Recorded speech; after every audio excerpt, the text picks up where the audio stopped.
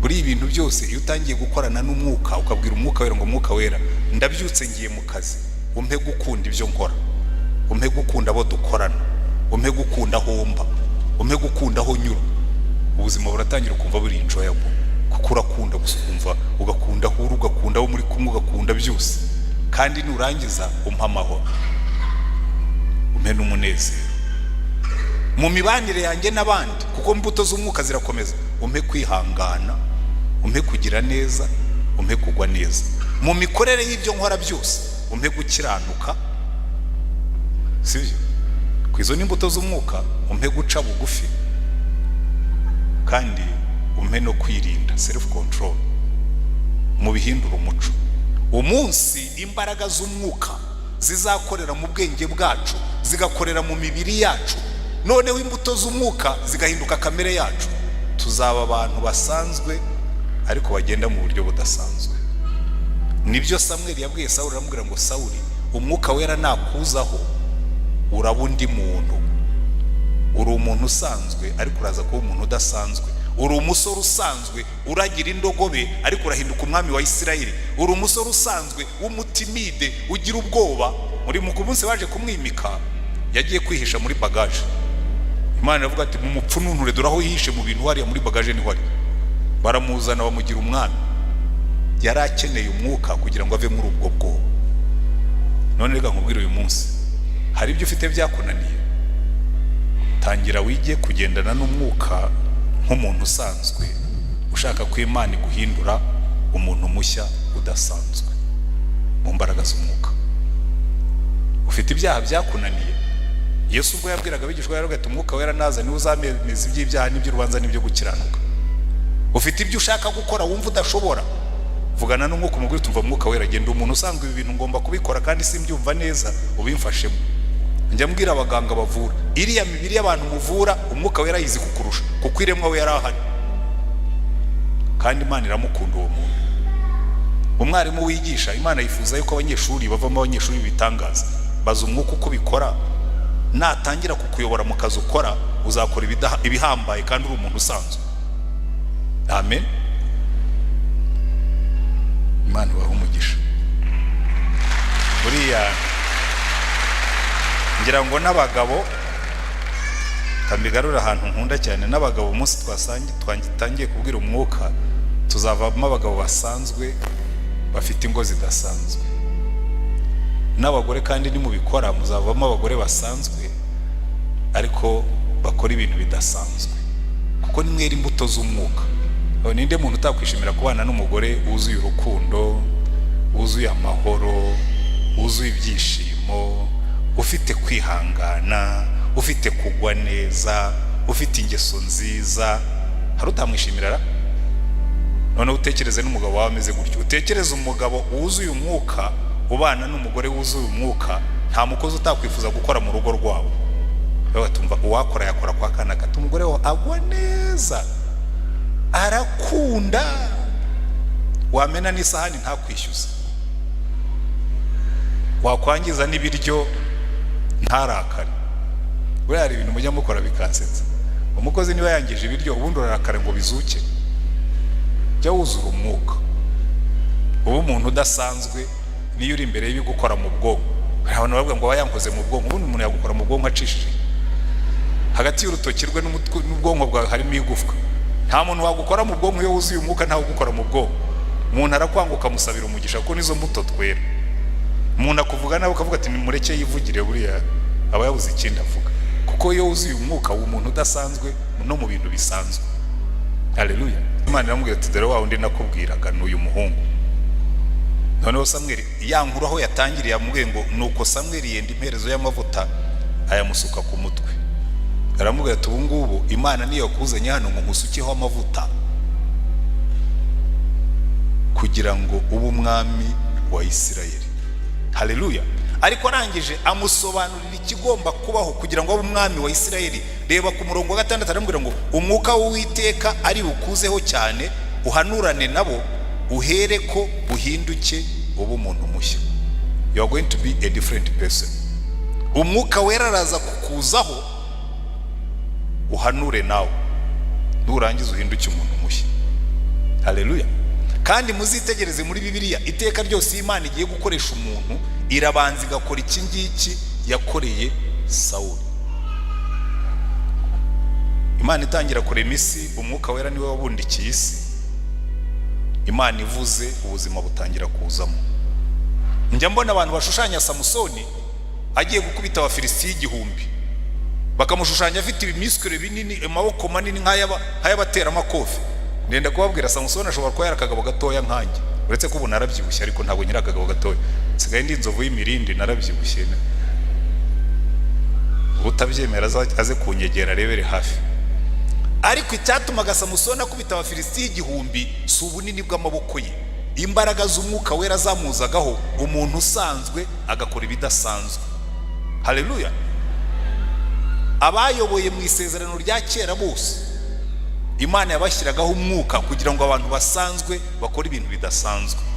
Ahubwo ikibazo dufite muri uno munsi, mutekereze yuko n'abantu baboshye ihema ry'ibonaniro ba Besaleli, Imana yaravuze ngo umfashe umwuka wanjye mushyize kuri Besaleli ngo kugira ngo agire ubuhanga bwo kubaza no gukata no kudoda no guteranya. Abafundi bo ku ihema ry'ibonaniro bagombaga kuzura umwuka. Haleluya. Kugira ngo abantu basanzwe bakora ibintu bidasanzwe kubw'imbaraga z'umwuka.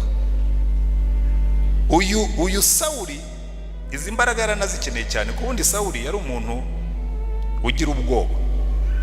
Hari abantu bamwe iyo bahaye mikrofone bahita babira icyuya mu maso,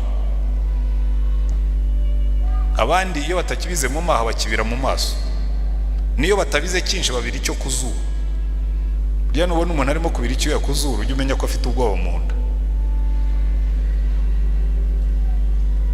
Yewe rero kera nkiri mutoya, ubu umuntu ababwiye ko kera nari timide, ntabwo mwabyemera. Hari uwabyemera ko nari timide? Mpagarara hano ngafata mikrofone nkasakuza. Ariko mu ishuri nari mfite ingeso imwe yahoraga inshyira mu bibazo n'abarimu. Twaba twiga imibare, twaba twiga amateka, twaba twiga ikilatini, kuko twebwe mu seminari twigaga ibintu byinshi. Iteka nabaga mfite igitabo munsi y'intebe ndimo gusoma. Nigaga imibare ndimo gusoma Roma. Gihe mwarimu arimo kuvuga habanza nkandika formule, namara kuyumva nkisomera Roma. Inshuro nyinshi barabimpaniye. Ariko iyo mwarimu yantunguraga atantwana ubwo ngubwo nturimo gusoma, cyuya cyahitaga kimanuka, abana bose bari babizi. Cyuya cyaramanukaga n'ishati gato. Wabyemera ko ubu ngubu niyo washyira imbere y'igiterane cy'abantu 20,000 ko nabihagazeho n'ishati yanjye, mujya mubona nihanagura icyuya hano. Byajyanye na timidite y'icyo gihe, kubera ko umwuka wera kuzaho ugahinduka undi muntu utari wa wundi bari bamenyereye. Ariko kugira ngo bizakore nuko ubyemera ko bifite. Abantu benshi barirarira, ubwiye abantu benshi bamugurita, ariko buryo uri timide mu mutima wawe ufitemo ubwoba, ntabwo abyemera. Na Sawuli nubwo umwuka yamujeho ntabwo ubwoba bwamushizemo. Nicyo gituma yagiye kurwana na Goliyati, barareshyaga mu gihagararo bafite n'intwaro zimwe, atinya kujyayo kuko icyo gihe umwuka yari yaramuvuyeho kuko yanze kumwumvira. Iyo umwuka aje azaje kugutegeka. Iyo ushaka kugendana n'umwuka wemera ko ari utegeka wowe ugakurikira, akayobora wowe ukumvira. Haleluya. Ariko iyo wemeye kuyoborwa n'umwuka, umuntu usanzwe ahinduka umuntu udasanzwe. Reka mbahe ingero nkeya z'abantu Imana yagiye ihindura. Navuze Samusoni mu buryo bw'umubiri, reka mpere ku guhinduka abantu badasanzwe mu buryo bw'umubiri. Samusoni namuvuze, yafashe urwasaya rw'indogobe akubita Abafilisitiya 1000 ngo umwuka w'Uwiteka amujeho. Ariko uwo nkunda cyane ni Eliya. Muribuka mu gice cya 18 cy'abami ba mbere, Eliya yatumije abahanuzi ba Bayali n'aba Ashera, ubateranije bari 850. Bamwe bari 400, abandi bari 450. Ahangana nabo umunsi wose, afunga ikirere, hanyuma umuriro wabo ntiwamanuka. Ariko we nenda kubabwira saho ngaho, noneho birangiye bamaze kwica abahanuzi ba Ashera n'aba Bayali kuko yari yamaze kubatsinda. Abwira umwami Ahabu ati mugende mujye kurya, ngiye ngiye ku musozi gusenga, ngiye kumanura imvura. Namanuye umuriro, noneho ngiye kumanura n'imvura. Waduha izo mbaraga. Rimwe tukajya tumanura umuriro, ubundi tukamanura imvura. Aragenda arasenga, imvura igiye kugwa, abwira umugaragu we ngo genda ubwire umwami ngo ihute ugende kuko hagiye kugwa imvura y'impangukano. Noneho ngo Ahabu arahaguruka n'amafarasi ye, ngo noneho umwuka w'Uwiteka aza kuri Eliya, ngo arirukanka asiga amafarasi ngo amutanga i Yezereli. Reka mbabwire, kuva Karumeli ugiye Yezereli ngira ngo harimo nka kilometero umuntu abaze neza bizagera nko muri 5. Umuntu akubwiye ngo uve hano kilometero 5 uvuye hano ku Giporoso ni ukugera kuri hirya kuri Parlomo.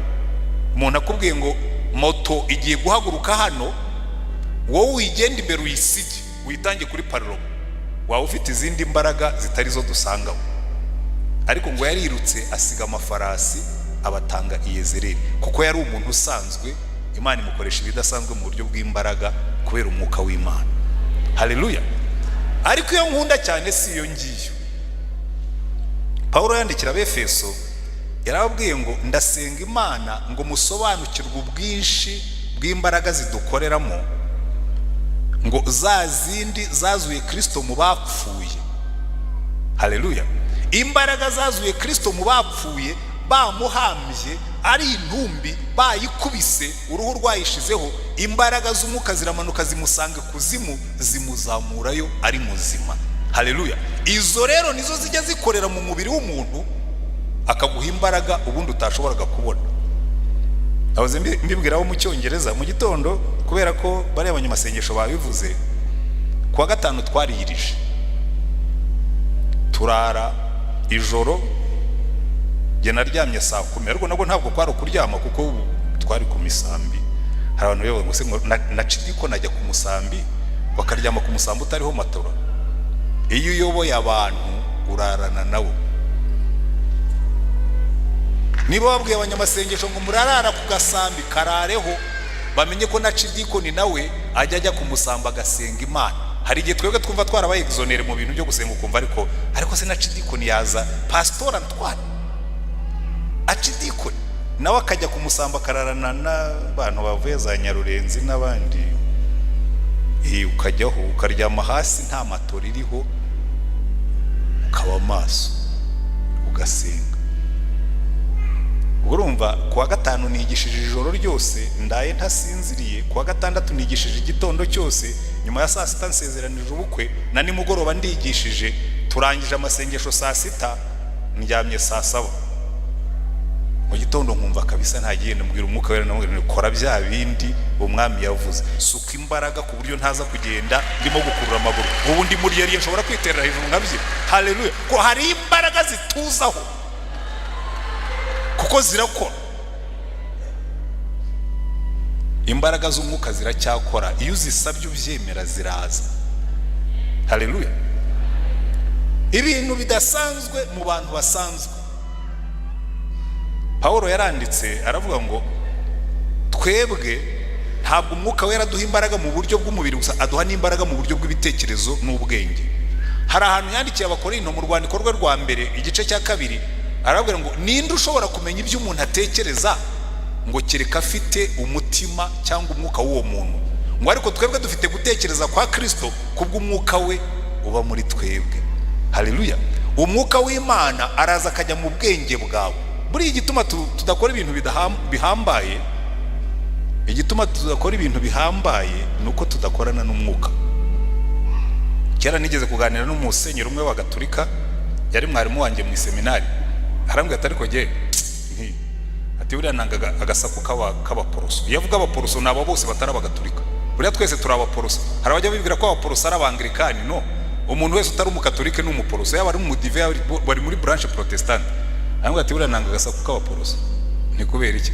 Ati muvuga ko mwuzuye umwuka kandi ntawo mugira.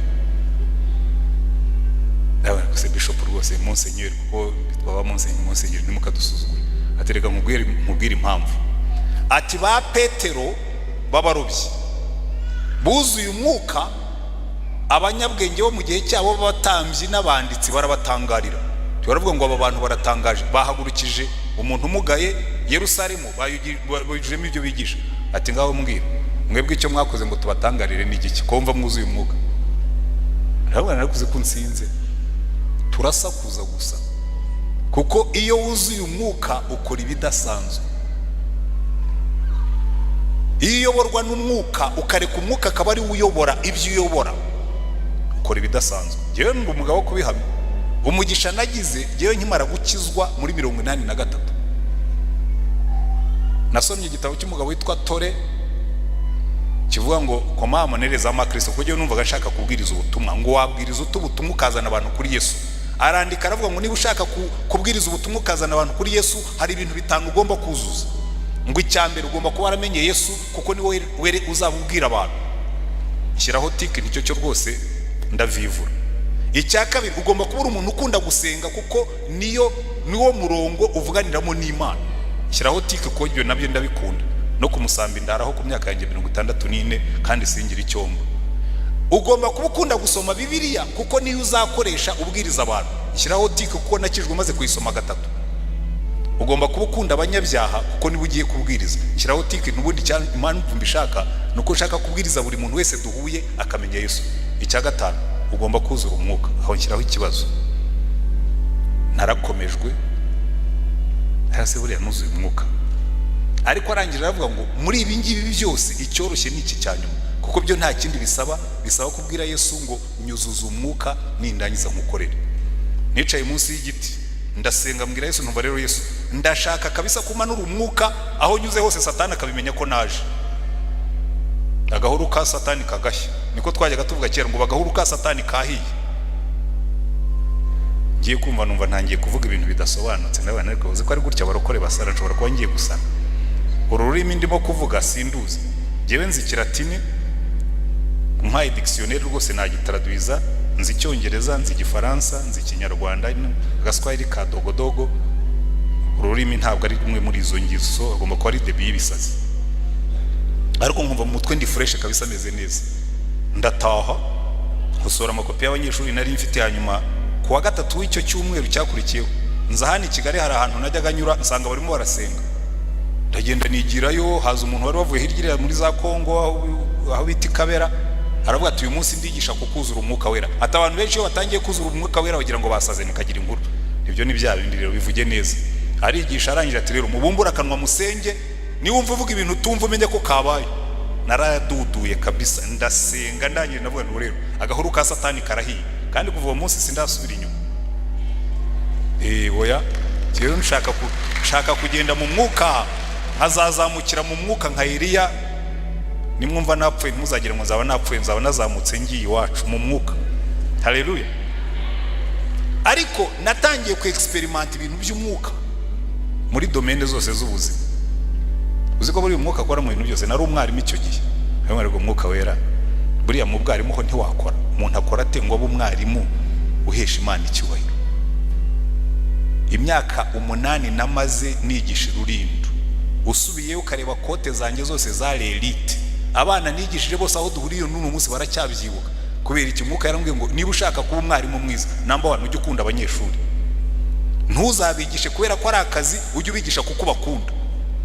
Narabakundaga pe. Hari nawaga za cours supplémentaire, ubwo nabonaga arabaswa cyane, hazibaha nta n'amafaranga ndi bubace, bakayibaza préfet des études atanga cours supplémentaire. Kuko ndi mwarimu usanzwe ukora ibidasanzwe kandi bigaragara nk'ibisanzwe, ariko abantu bakabona bidasanzwe kumva préfet des études yihaye kujya gufasha umunyeshuri w'umuswa akamuha cours supplémentaire, ariko n'umwuka w'integetse. Haleluya. Ikindi cyagabira ngo nujya kuba umwarimu udasanzwe ujye wigisha abaswa, abahanga ubihorere, kuko ubundi abarimu bose bakora ibisanzwe. Umwarimu wese akunda abanyeshuri bahanga, ntabwo bakunda abanyeshuri babaswa. Bariye ba slow learners, utangira kwigisha I am, you are, he is, we are, you are, they are, agatangira ujye kwiga umunyeshuri utarimo kwiga vuba areba hejuru. Bamwira conjugal verb to be, I is, utoya utibavuga I am. Yes I am, komeza. You are, yagera kuri he are, utoya. Kuko iyo wigishije abanyeshuri ufite imbuto z'umwuka zo kwihangana, bagera aho ngaho. Iyo wigishije abaswa ujya kurangiza abahanga bo barambiwe, barimo gusoma igitabo munsi y'intebe, hanyuma ishuri ryose bakaba abahanga. Umwarimu usanzwe wigisha bidasanzwe. Icyo gihe ndibuka bakoresheje test y'Icyongereza ku rwego national, uwa nyuma wo mu ishuri ryanjye yari afite amanota 78%. Kwa bana narabibigishaga bakabikunda. Muzabaza abanyeshuri bose nigishije, kuru zanjye barazikundaga. Ntibamenye ko si kuru bakunda nuko mbakunda. Uzi ko burya iyo ukunda umuntu birikora. Namwe muzabigerageza aho mukora no mu kazi. Uzaze ukunda abazamu, ukunda abakirinazi, ukunda abo mukorana, bizikora buzabona hari ikintu kidasanzwe kizamo. Kubera ko imbuto z'umwuka ni urukundo, ni amahoro, ni ibyishimo, no kwihangana, ibintu bidasanzwe bikorera mu bantu basanzwe. Haleluya. So umwuka wera aratwongerera akaduha boost mu bwenge. Reka wenda ba kandi kagero gake kugira ngo ntere umwete abantu mujye mwiga gukorana n'umwuka mu byo mukora. Nandika teze yanjye ya doctora. Nayicaye mbwira Imana ndashaka kwandika teze iza making a difference. Ibintu bisanzwe. Buri chapitre nkayisoma nganira n'umwuka mwe, umwuka wera hanshyiremo ibiki. Hanyuma birangije ku ishuri ikintu cyanshimishije, mwarimu wanyoboye yarambwiye tumva rero teze yawe ifitemo ibintu ntazi. Ntabwo yanditse mu rurimi ruri highly academic, iri so ordinary, atari ko twese twarayisomye tukumva ari extraordinary. Ndavuga nti yongeye yabikoze. Kandi mera nka wa mupastor umupolisi yafashe ngo yarimo kwinywera divayi ariko yayishyize mu itermos. Polisi aramuhagarika aramubwira ati pastor urimo uranywa iki aho ngaho? Aramubwira ati ni icyayi nanywaga kiri muri itermos. Aramubwira ati zana numve. Ati I suspect something. Arihumuriza aramubwira ati wambwiye ngo n'amazi wanywaga? Nijya ati n'amazi nanywaga. Ati ko numva aho muramo divayi. Ati ubwo ni Yesu wongera arabikora. Ubwo ni Yesu wongera arabikora. Ati niko yabaye ngo yongera yabikoze. Ararenda kukubwira umwarimu yarambwiye ati teze yawe niyo twatoranije ngo izatwara igihembo cy'uyu mwaka ntiyongeye yabikoze. Arambwira ko bitanditse mu magambo ahambaye ariko iri extraordinary kuko nayikoze buri page nyisengeraho, umwuka wera arongera arabikora. Haleluya. Ndenda kubasaba ngo buri muntu wese yige iki kintu, kuko iyo tuvuga ngo twemera Imana Data ibyo turabisobanukirwa, twemera Yesu Kristo iby'agakiza turabisobanukirwa, twemera n'umwuka wera utanga ubugingo mu mubiri, utanga ubugingo mu bitekerezo, ariko ndangirize kuraka utanga n'ubugingo mu mibanire, mu marangamutima. Kuko baratubwira ngo imbuto z'umwuka ni mubyumve neza ngo ni urukundo, ni amahoro, ni ibyishimo. Muzafata iki ngiki ujye ugisengeraho buri munsi, kuko buriya niba hari ibanga ribaho ryo kubaho unezerewe, niba hari ibanga ribaho ryo kutarwara stress. Stress yamaze abantu. Uzi impamvu abantu bagira stress? Ubundi mujye mutandukanya stress n'umunaniro. Burya stress si umunaniro, ni umuhangayiko. Ariko burya iyo ukunda ibyo ukora nta stress ugira. Uzari umuntu ashobora kumara amasaha 8 areba filime ntarware stress. Wamara amasaha 8 kuri computer ya yindi wareberaga filime amasaha 2 gusa stress kabira kwisha. Kubera iki? Ibyo ukora ntabwo wabikunze cyane. Muzicare mu bikunde, mu byishimire, murebe ukuntu akazi karyoha. Buri ibintu byose iyo utangiye gukorana n'umwuka ukabwira umwuka wera ngo umwuka wera ndabyutse ngiye mu kazi, umpe gukunda ibyo nkora, umpe gukunda abo dukorana, umpe gukunda aho mba, umpe gukunda aho nyura, ubuzima buratangira kumva buri enjoyable. Kuko urakunda gusa ukumva, ugakunda aho uri, ugakunda abo muri kumwe, ugakunda byose. Kandi nurangiza umpa amahoro, umpe n'umunezero mu mibanire yanjye n'abandi, kuko imbuto z'umwuka zirakomeza. Umpe kwihangana, umpe kugira neza, umpe kugwa neza mu mikorere y'ibyo nkora byose, umpe gukiranuka. Sibyo? Kwizo n'imbuto z'umwuka, umpe guca bugufi, kandi umpe no kwirinda, self control, mu bihindura umuco. Umunsi imbaraga z'umwuka zizakorera mu bwenge bwacu, zigakorera mu mibiri yacu, noneho imbuto z'umwuka zigahinduka kamere yacu, tuzaba abantu basanzwe ariko bagenda mu buryo budasanzwe. Nibyo Samuel yabwiye Sawuli, aramubwira ngo Sawuli, umwuka wera nakuzaho uraba undi muntu. Uri umuntu usanzwe ariko uraza kuba umuntu udasanzwe. uri umusore usanzwe uragira indogobe ariko urahinduka umwami wa Isirayeli. uri umusore usanzwe w'umutimide ugira ubwoba. muri ku munsi waje kumwimika yagiye kwihisha muri bagaje. Imana iravuga ati mumupfununture, dore aho yihishe mu bintu hariya muri bagaje niho ari. baramuzana bamugira umwami. yari akeneye umwuka kugira ngo ave muri ubwo bwoba. none reka nkubwire uyu munsi, hari ibyo ufite byakunaniye, tangira wige kugendana n'umwuka nk'umuntu usanzwe ushaka ko Imana iguhindura umuntu mushya udasanzwe mu mbaraga z'umwuka.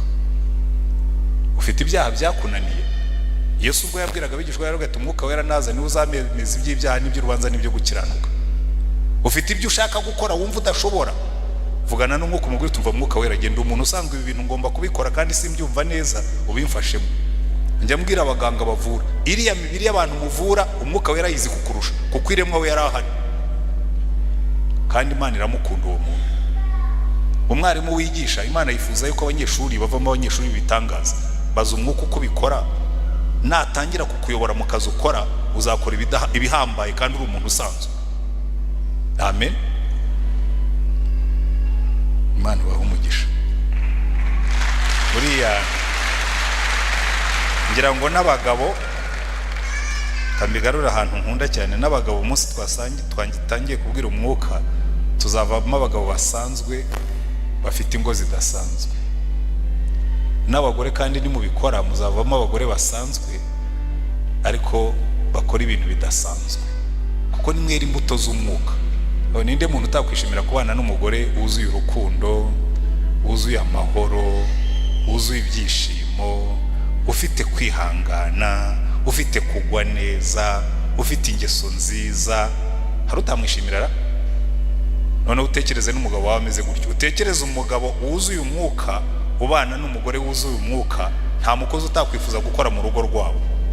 batumva uwakora yakora kwa kana gato, umugore we agwa neza, arakunda, wamena n'isahani ntakwishyuza,